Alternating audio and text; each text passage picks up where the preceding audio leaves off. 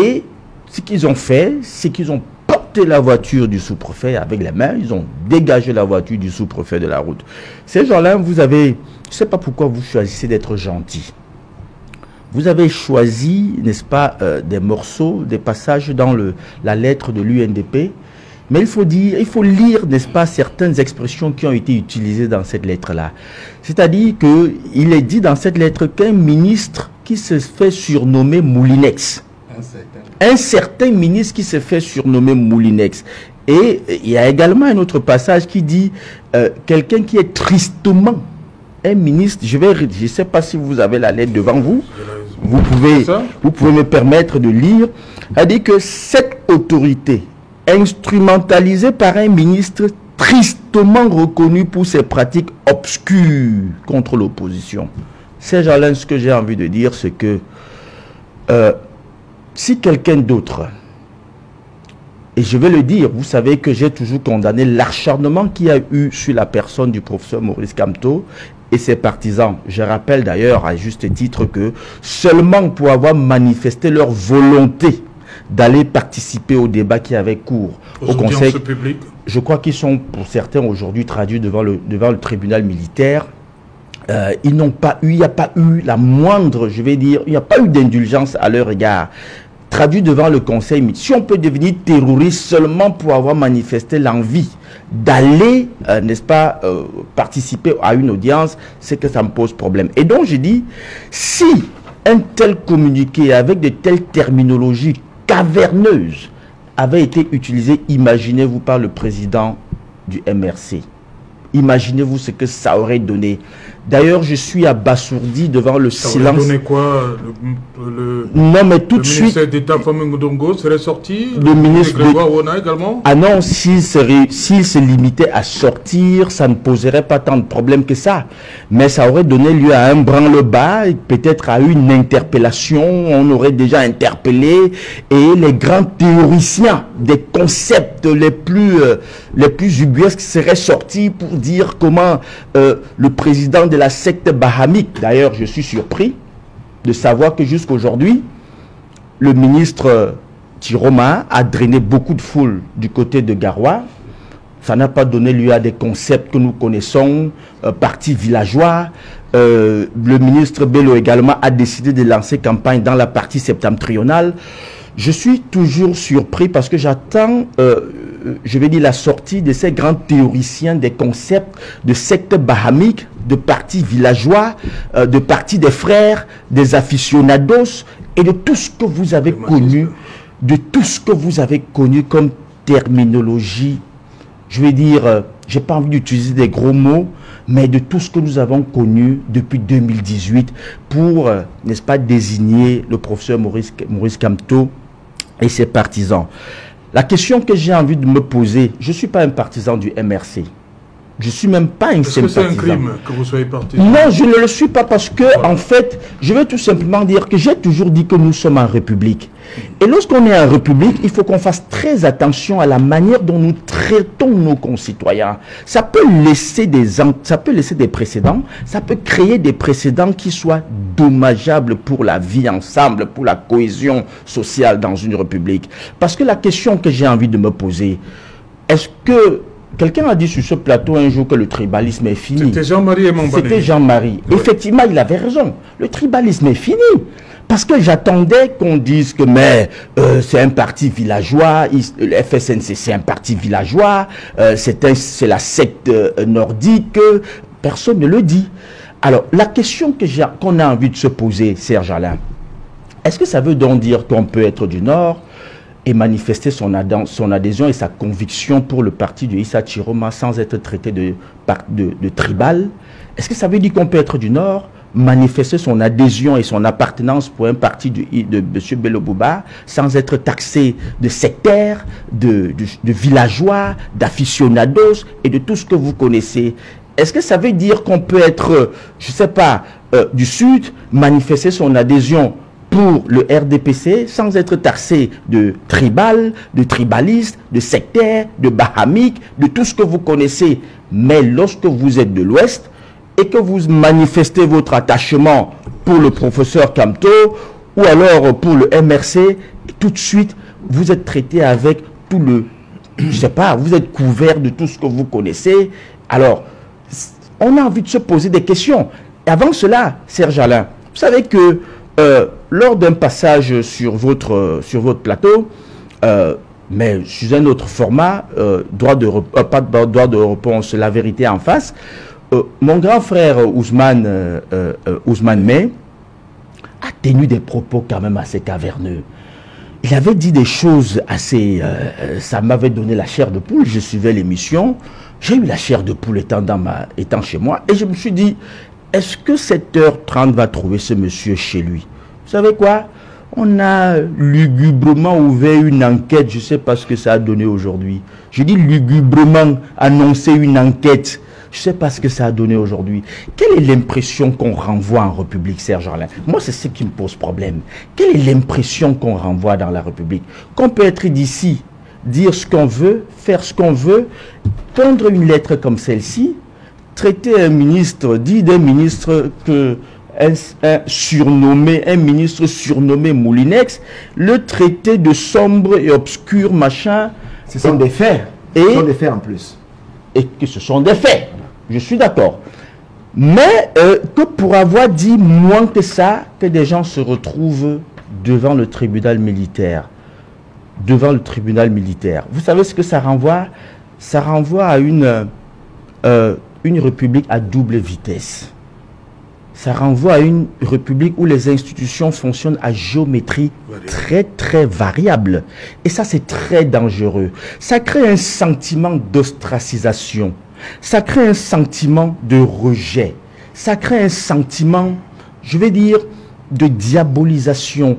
Ça crée un sentiment chez les autres, chez d'autres personnes, justement, ceux qui sont visés ainsi, ça leur donne le sentiment de ne pas appartenir au même titre que les autres à la même république et de ne pas être soumis aux mêmes règles et aux mêmes valeurs républicaines. Okay. Ça, c'est très dangereux pour la cohésion dans une société. Voilà. Et on va continuer ici, hein, Charles Gafongan, votre lecture après les événements de Meganga. Oui, moi j'ai une lecture différente de celle qu'a dressée et présentée Edmond Kouyaté ici. Hein. Moi je pense que ce qui présente comme du 2 poids 2 mesures aujourd'hui est plutôt ici l'évolution des rapports de force qui aujourd'hui est totalement favorable au peuple. Et on doit donc saisir cela. C'est-à-dire que par le passé, vous avez ceux qui gouvernent ce pays avaient cru que le peuple était à genoux. Avec les événements de Minganga, on comprend que le peuple est debout. On comprend également que les candidats qui par le passé, à cause des scènes qui a été posées par le pouvoir en place, ont reculé. Aujourd'hui, ils ne sont pas prêts à reculer. Quand vous lisez ce communiqué du président Bilo, vous comprenez très bien qu'aujourd'hui, on est en face d'une situation où les uns et les autres sont prêts à l'affronter. Et c'est donc du levain qui est ainsi mis dans la farine et que tous les autres Camerounais doivent donc prendre en considération. Que désormais, l'un n'est plus à la reculade, il faut aller de l'avant et ces populations du Ghana nous montrent qu'elles sont donc prêtes à aller à l'avant. Et même ces candidats notamment, Biloba montre que désormais, on est face à des candidats qui sont véritablement prêts à affronter le candidat Biya. On est dans cette situation aujourd'hui. Donc, il faut plutôt y voir en cela ce réveil du peuple. Il faut y voir en cela ce nivellement, ce changement de rapport de force qui est beaucoup plus favorable et qui annonce effectivement que le RDPC sera battu le 12 octobre. Donc, il faut prendre cela pas forcément dans le sens que Emma a voulu le prendre ici. Il faut positiver. Il faut comprendre que ce qu'on a préparé à l'avance, parce qu'il y a eu une construction, c'était un construit. Donc ce qui est arrivé à Moïse Kamto, ce qui est arrivé aux militants du MRC, ce qui est arrivé aux Camerounais qui voulaient dire non à la dictature, aujourd'hui est en train de porter les fruits. Il y a des gens qui ont dit, ok, vous avez commencé avec les autres, vous les avez mis en prison, nous sommes également prêts à y aller, et on constate que le pouvoir est en train de reculer. Donc on se rend compte que le Moulinex est en train d'être grippé, que le Moulinex prend de la grippe. On est dans cette dynamique-là et je dis, il faut continuer dans cette dynamique. Nous avons envie de croire que à la suite, les autres événements qui vont suivre cette campagne vont montrer qu'effectivement, l'ennemi, ou encore, bon, je refuse de dire que c'est effectivement l'ennemi, dit que le pouvoir en place est en train de reculer et dans cette dynamique-là, il faut que le peuple avance. On se demande que, avec tout l'acharnement qu'a subi le parti du MRC, ses partisans, le professeur Maurice Kamto, on se demande si on n'a pas essayé de museler, un camp. Est-ce que dans la construction démocratique qu'on veut installer au Cameroun, on n'essaye pas de mettre un certain nombre de personnes en difficulté en permettant à d'autres personnes de faire ce qu'ils veulent? Est-ce que c'est l'image qu'on devrait renvoyer pour la démocratie qu'on veut construire? Il ne me semble pas. Mais ce qui est important de dire aujourd'hui, c'est que nous sommes en pré-campagne électorale.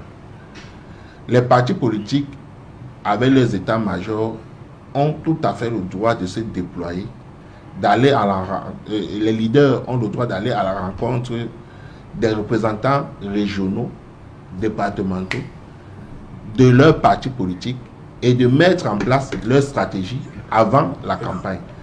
Il me semble que c'est également le cas pour le RDPC, qui aujourd'hui s'est réuni à Garoua, et il me semble également à Maroua. Oui. Le ministre Montazé a été reçu, a été accueilli à Maroua, sans que ça ne pose problème.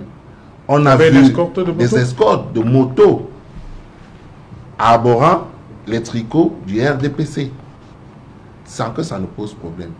Vraiment, depuis le début de ce processus, on a dit, nous n'avons cessé de dire ici, que toutes les parties devraient travailler de sorte que on ait un processus de paix. Travailler de sorte que de permettre aux partis politiques, parce que moi je ne comprends pas pourquoi on a 83 personnes qui ont décidé de concourir à l'expression du suffrage. On en a éliminé pratiquement 71. On a retenu 12. Il y a 11 candidats de l'opposition en face du candidat du RDPC. Si on ne peut pas permettre en période de campagne aux 11 candidats qui doivent affronter le candidat du RDPC. La campagne n'a pas encore commencé. Je dis en période électorale. Nous sommes en pré-campagne. Le processus électoral a été lancé depuis la convocation du corps électoral cette journée. On devrait donc permettre... Mais nous ne sommes pas encore en campagne. Non, il n'est pas question de campagne. Je dis que... Non, la loi a prévu une période de campagne. Saint-Jean, le RDPC s'est réuni aujourd'hui à Garoua. A tenu un meeting aujourd'hui. J'ai vu les images. Justement. Les images sont encore sur les réseaux.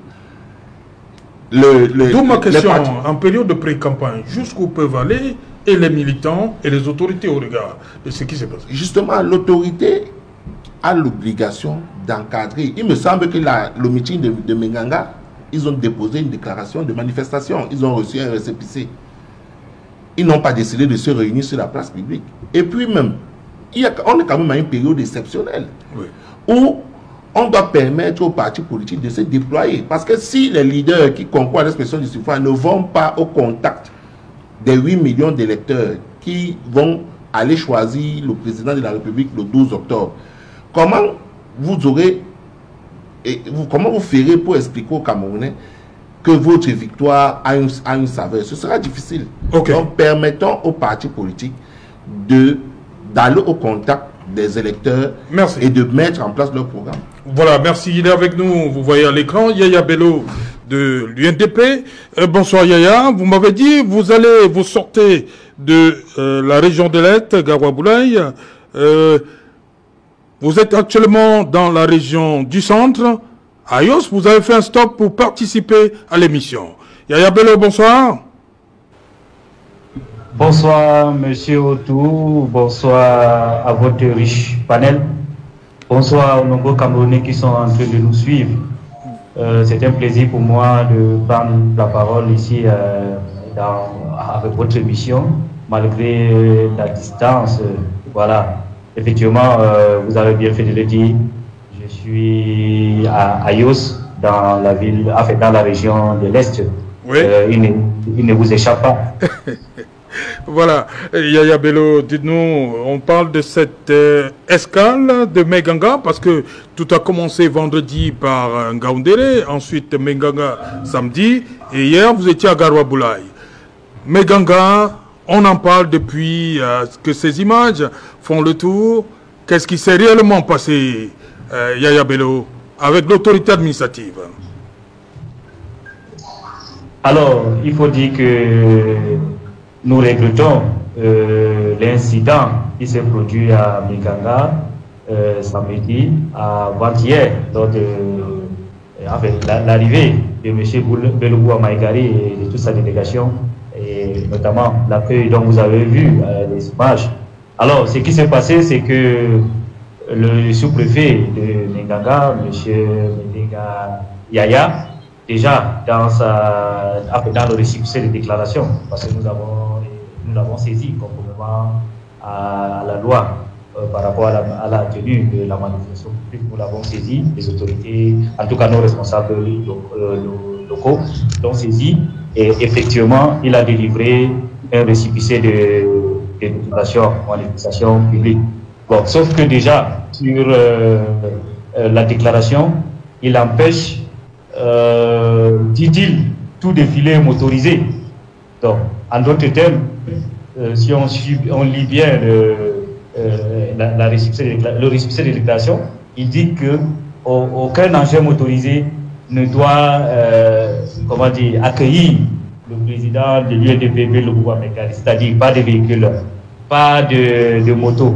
Et il précise même les gens à pied ne devaient pas se retrouver sur place. Bon, nous lui avons dit que monsieur le sous-préfet, bon, nous respectons les institutions, mais quand même, monsieur le sous-préfet, ça sera très...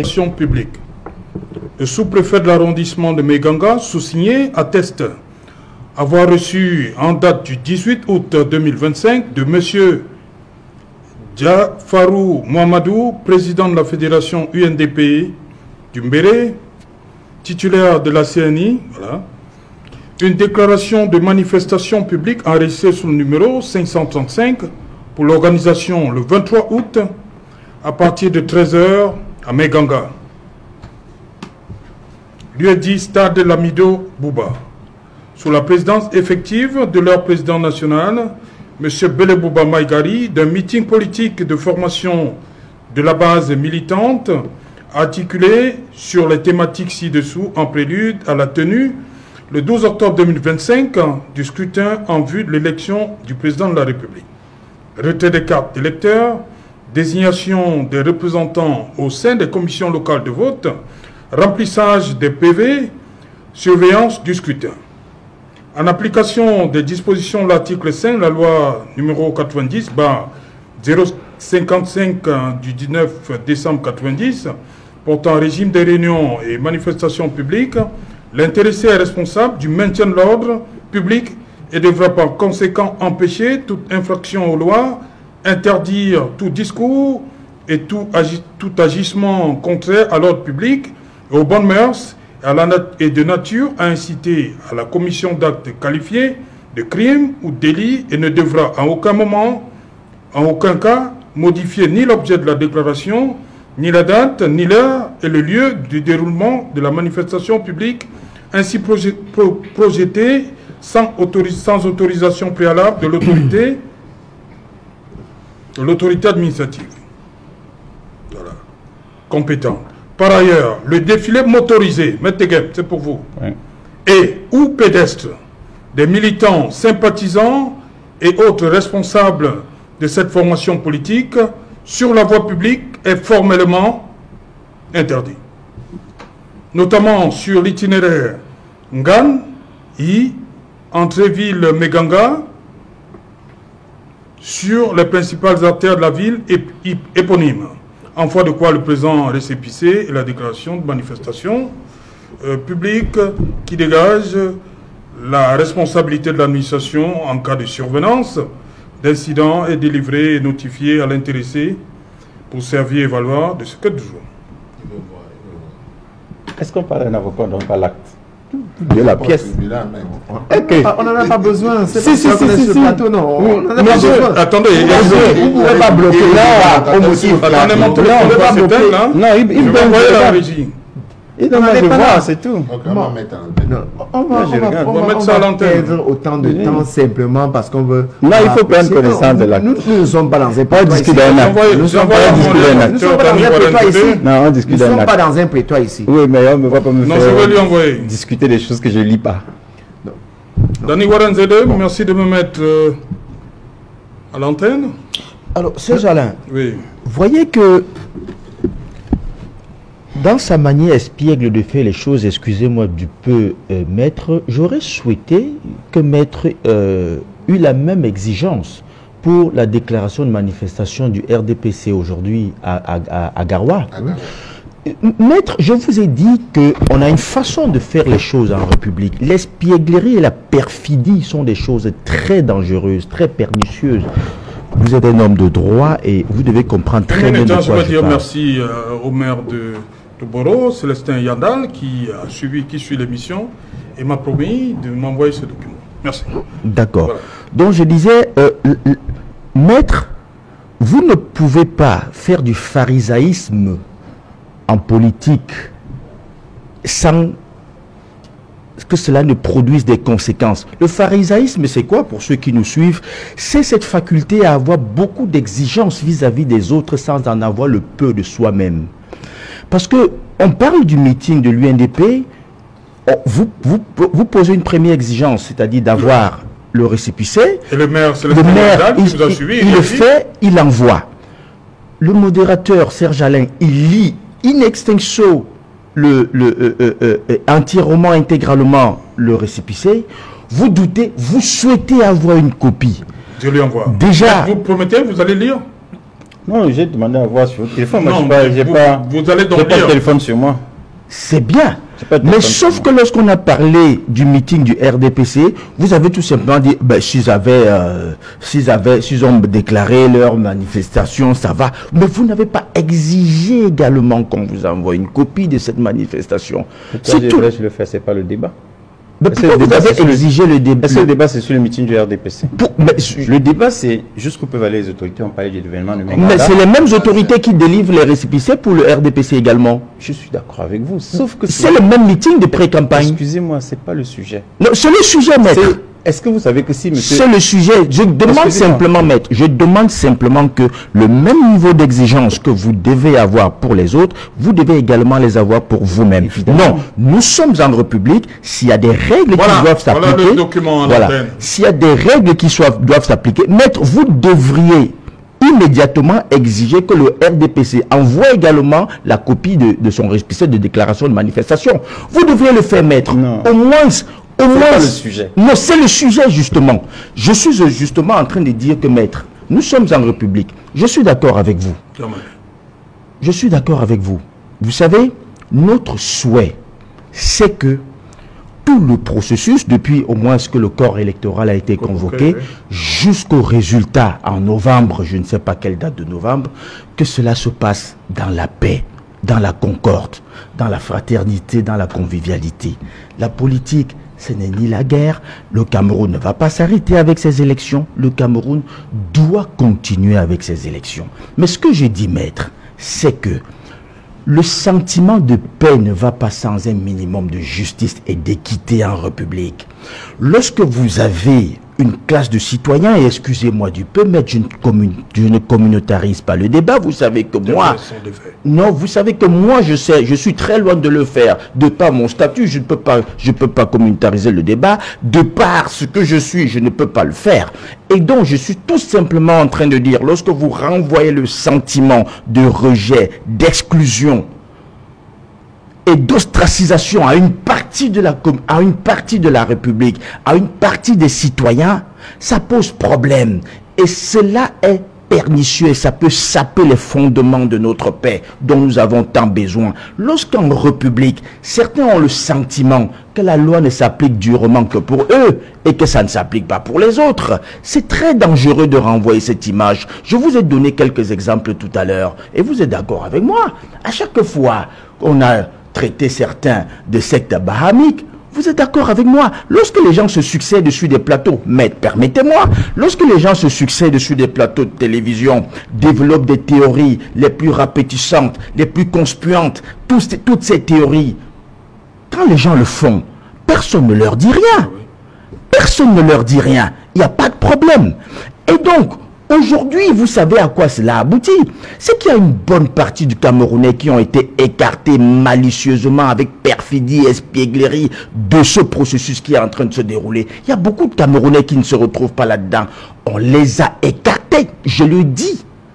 On les a écartés. On a multiplié des actes ici. Et on a même fait quelque chose de très grave dans ce pays, Serge Alain. Est-ce que vous savez que M. Kamto, on lui a refusé d'exprimer sa citoyenneté dans ce pays? Vous savez, lorsque vous êtes titulaire de la carte nationale d'identité camerounaise, vous l'exprimez sur les 475 000 km². Vous êtes libre. Si, après ce débat, Serge Alain, si je veux me retrouver à Kousséry et que j'en ai les moyens, je dois y aller. Du moment où je ne pose problème à personne, je dois aller à Kousséry et je dors là où je veux, du moment où je peux payer, où je peux dormir sans problème. Mais vous savez que par 2 fois, M. Kamto a vu sa citoyenneté réduite dans ce pays. C'est-à-dire qu'il vient ici pour dédicacer un livre. Oh non, on lui dit, on le confine dans son hôtel et après on l'expulse, on l'escorte jusqu'à la Dimbamba, on lui demandera. Oui, à la sortie de la ville. Une autre fois, il rentre, il envoie son programme de déploiement, il dit voilà, pour être républicain, je vais rentrer de mon voyage, voilà, je vais dormir à tel endroit, j'irai à 10 h rencontrer mon directoire pour un examen, pour l'évolution. Cela lui a été interdit. On lui a interdit. Je n'ai pas vu maître qui est le champion de la République imaginaire en construction. Je n'ai pas vu maître exemplaire autant pour moi de la République exemplaire en construction. Je n'ai pas vu maître s'en offusquer. Qu'on interdise à un citoyen d'exprimer sa citoyenneté sans qu'il n'ait posé. La seule chose qui peut vous empêcher, qui peut restreindre votre citoyenneté, c'est que vous soyez passible d'un acte ou encore, je ne sais pas, d'un délit. Monsieur Kamto n'a pas été passible d'un acte de crime ou d'un délit. Pourquoi est-ce qu'il y a, une décision? On a parlé des 50 morts. Bon, on a suivi des choses. Bon, oui, ça dit que ce sont des arguties comme ça, qu'on essaye d'exciper comme ça, pour dire, oh non, il a dit qu'il va avancer.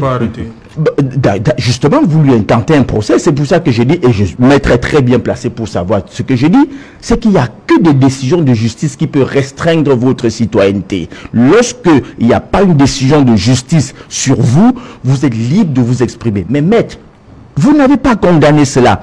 Et donc, Serge Alain, pour tous ceux qui ont passé le temps, parce qu'aujourd'hui, les gens essayent par des contorsions langagières de dire non, le MRC s'est exclu du jeu politique, ils n'ont pas été à la hauteur. J'ai envie de leur dire, lorsque vous jetez un gladiateur dans l'arène et que vous lui bandez les yeux, vous lui attachez les mains, ne vous plaignez pas qu'il prenne trop de coups et qu'il n'en donne pas. C'est ce qui s'est passé avec le professeur Maurice Kamto. On lui a bandé les yeux dans l'arène, on lui a attaché les bras, on lui a même attaché les pieds et on n'a fait que lui asséner des coups jusqu'à ce qu'il n'est-ce pas, sorte de cette arène sans en donner le moindre. Aujourd'hui, s'il est exclu, et il faut comprendre qu'il y a une bonne partie n'est-ce pas, je vais dire, de ses partisans qui sont aujourd'hui frustrés et cela n'est pas bien.